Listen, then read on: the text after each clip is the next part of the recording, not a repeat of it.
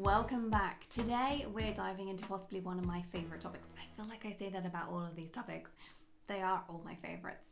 This topic, people pleasing. I am yet to meet a woman in tech who doesn't people please at least some of the time. Yes, even those of us who have a bit of a reputation of being assertive and speaking their minds, I certainly have that reputation. When I've coached them one-on-one, something will come out the woodwork at some point that's about a negative outcome underpinned by a desire to people please. Here's the thing, people pleasing is natural.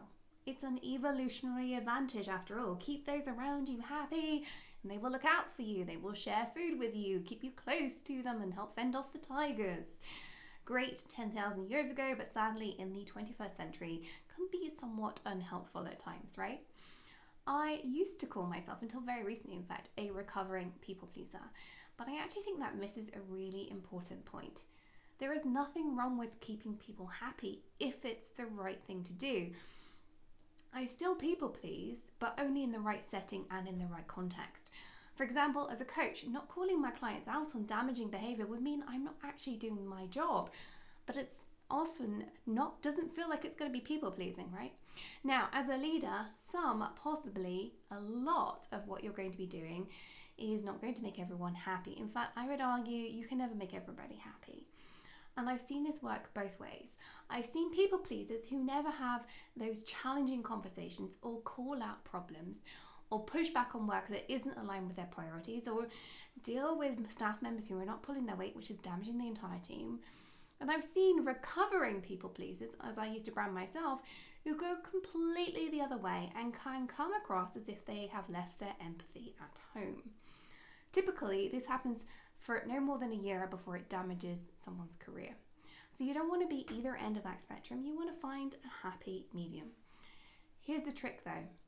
It's all about recognizing something might be uncomfortable if you choose one way or another, interrupting that thought so you can pause and take that 30,000 foot view, that ability to slow down, notice, pause. Take that bigger view is really at the core of executive presence and therefore not just important for this particular skill, but for all of them. So start practicing it today. When are you failing to take action? When are you saying a yes to something because it's easier than saying no? When are you failing to call out something going wrong in the team because you don't want to hurt somebody's feelings when actually everybody's hurting, but you don't want to face that particular conversation? When are you procrastinating on making a decision because you don't have all the data yet? Or because you know somebody's going to be upset with that decision. Not making a difficult change perhaps, not introducing some change management or some process, simply because it makes you uncomfortable about the human fallout. And that's key here. I want you to slow down and look for that discomfort because you're worried about somebody's reaction. Your homework, let us know in Slack. Where on the people-pleasing spectrum are you? Extreme people pleaser or do it all anyway? And how can you move yourself more to the middle and take that 30,000 foot view? What are you doing to notice, pause, and interrupt so you can take that view and come to a more logical, if uncomfortable, conclusion?